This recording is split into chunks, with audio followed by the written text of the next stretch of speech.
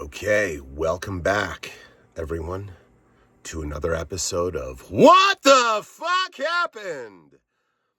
I'm your host, Reza ZI, but if you're one of those returning people, you probably knew that already, and if not, well, you just learned something.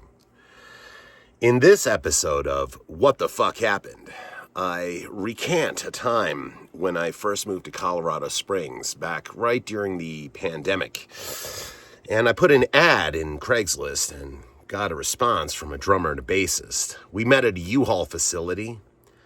I very stupidly and in my good-natured heart agreed to let everyone use my car battery to run the jam session under the promise that they would jump my car later. They left me for dead, didn't answer my text messages, didn't answer my emails. What did I do wrong? Literally nothing. Just showed up in good nature and good faith and was a decent human being and was left for dead by a couple of wonderful human beings. So loving. Such good people. Wonderful people. So if you've ever showed up somewhere in good faith and good nature and you were just there to put your best foot forward and not be manipulative or crazy and just show up and just do what was expected of you, but were treated like shit beneath someone's feet. Well, this video's for you.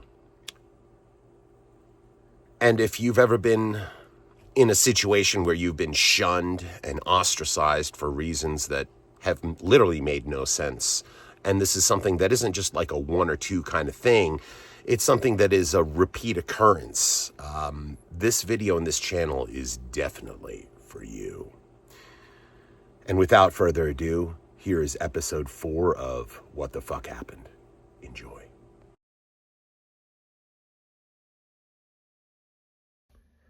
Good morning, and welcome to the 4th installment of What the Fuck Happened? Today, I want to talk about one of the most difficult times I was shunned out of a musical ensemble. This was a time when I first moved to Colorado Springs. This was right during lockdown, and we were even wearing masks at the beginning of the jam session. I had posted an ad on Craigslist looking for a drummer, and this guy who ended up being this basically this kind of white, middle-aged, long-haired kind of coexist Whole Foods hippie kind of guy, not that there's anything wrong with that, answered my ad and said that he was a bass player, and he said that he played bass in Zebra for a while, which was weird to me because a drummer back in Pittsburgh who contacted me many years prior said that she was a drummer in Zebra for a while. I don't know if these people are pulling my leg or lying, or this is just a band that goes through a lot of band members, or they're attracted to me. I don't know what's happening, but he said he was in Zebra, and he's like, okay, this is kind of cool. And he sent me some of his stuff, and was like, okay. And he listened to my stuff, and this is how people like me, or I shouldn't say me. I take that back. They don't like me. They're intrigued by my music at first, and then as he was, and he was like, your stuff is, your guitar playing is amazing. Like, we definitely need to jam. Long story short, he said that he knew a drummer, and this drummer and this bass player and I decided to meet at this U-Haul facility because they didn't have a practice space, and I had just moved to Colorado, and I was just living in a really small apartment, so we couldn't do it there. And they had a practice space at a U-Haul facility, and I was like, great, I've done this a million times before. Cool, I'm in. I can't wait. And so everything was going full swing. And we didn't do a meet and greet. I just showed up with my guitar and my amp.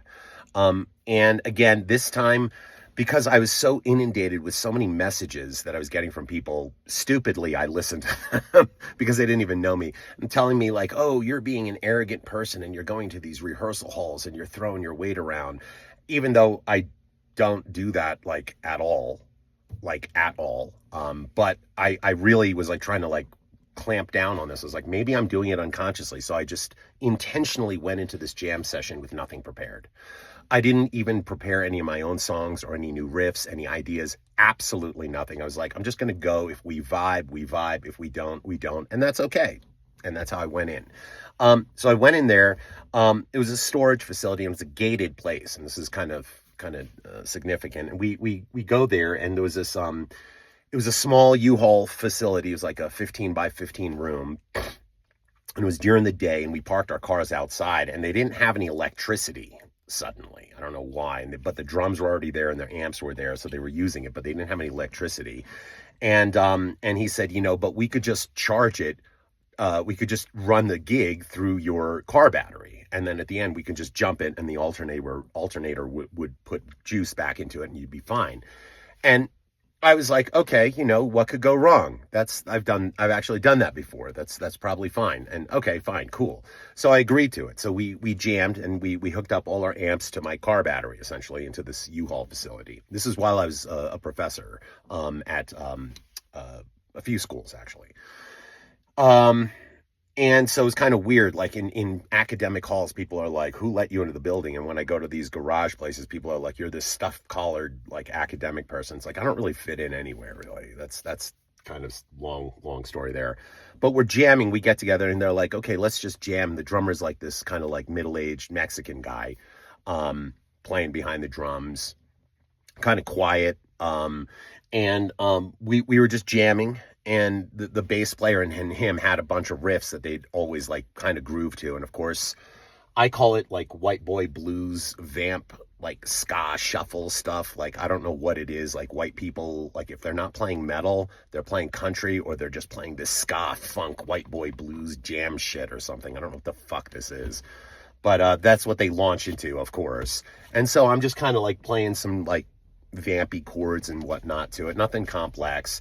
And then they're like, yeah, solo, man, like, bust down to the solo. I think that's what people want to see. And it's like, okay, so I do, but I'm not really like into it. Like, I don't want to show up and be like, yeah, like, I just don't want to maintain that constantly. But I soloed a little bit, but then I noticed they were just kind of like at one point I looked up and the bass player was just like looking at me like very askance, like, what is wrong with you kind of look. But I just kind of went through it, and I just chew on the other foot. Even if I invite someone over and they're playing something, and I just look at them like, like one of these looks, like the whole time for like 10 minutes, it's like kind of weird. Like, I wouldn't do that to someone. It's just strange. And I don't know why I get treated that way, but whatever. Must be my awesome hairdo. But at the end of the jam session, so at one point the drummer goes, and it kind of seemed short. He was like, he got a text from his daughter or something like that, and he had to go pick her up. And he was like, but I'll be right back. I'll be right back. And he left, and like 25, 30 minutes was going by, and it was just me and the bass player. We were hanging out there. And after a while, he was like, and he texted him, he's like, I guess he's just gone. He's not coming back today. So maybe we should just call it a day. And I was like, yeah, I guess so. And then we were like packing up. And as I was putting my cables, wrapping them up and putting them in my case and whatnot, I look up again. The bass player's just like doing one of these, like that's it. Like, just looking at me like I'm a caged animal or something like that. I'm just, again, shoe on the other foot. If I had that comportment to someone, what would they think of me? They would just walk away. Like, what the fuck is wrong with this asshole?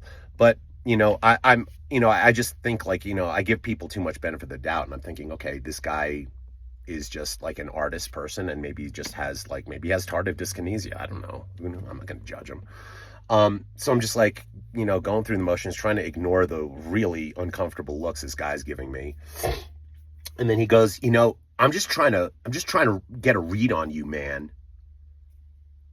And I'm like, here, putting cables away, again, shoe on the other foot. Have I done anything egregious, said anything obtuse, acted in a strange way, overplayed, underplayed? I don't think so.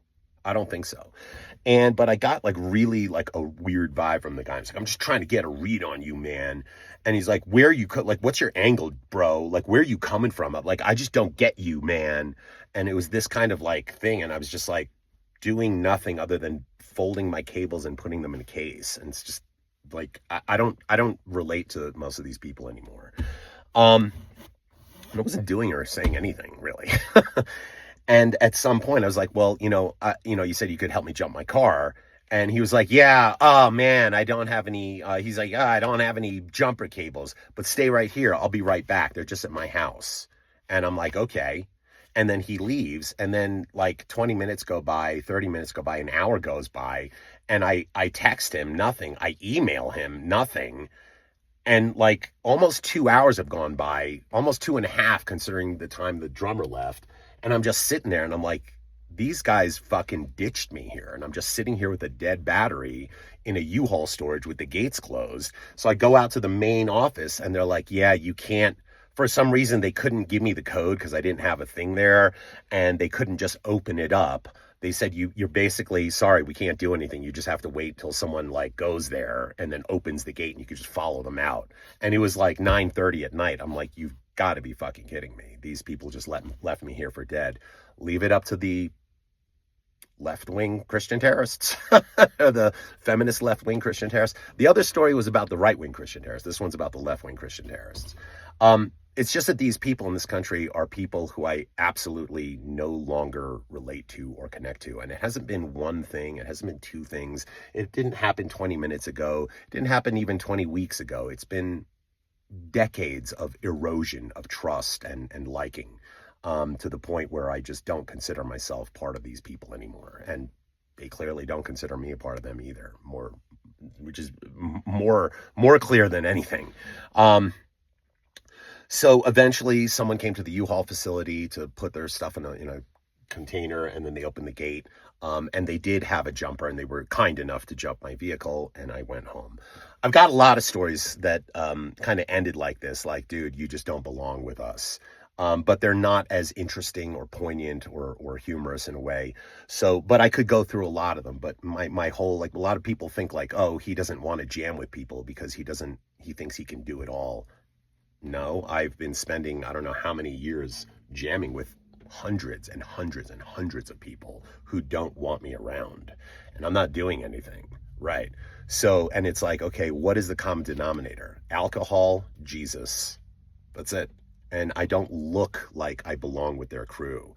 And then you look at a lot of other bands and it's like, you got to have like a group of people that you hang out with. And I find as many things to despise about people on both sides of the political cross. And that's an important aspect when I'm writing music too. And my approach to creativity is to mock the living shit out of both of these groups of people. And if I can't do that in an artistic safe space, that's not my crew.